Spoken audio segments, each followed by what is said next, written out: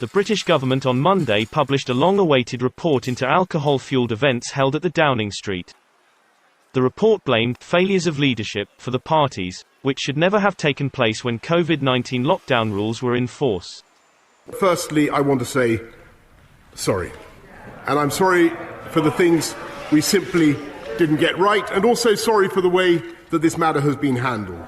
And it isn't enough to say sorry. This is a moment when we must look at ourselves in the mirror and we must learn.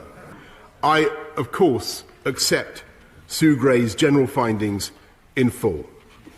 And above all, her recommendation that we must learn from these events and act now. Johnson's political opponents made good use of the latest development to pressure Johnson to resign.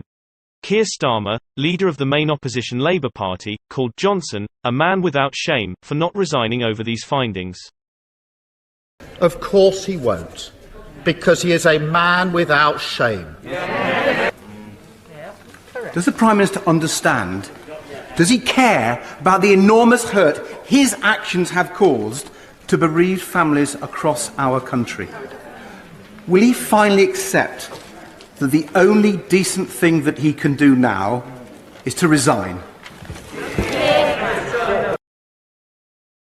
Defiantly fending off the fresh round of calls for resignation, Johnson said everyone should wait for the outcome of police investigation.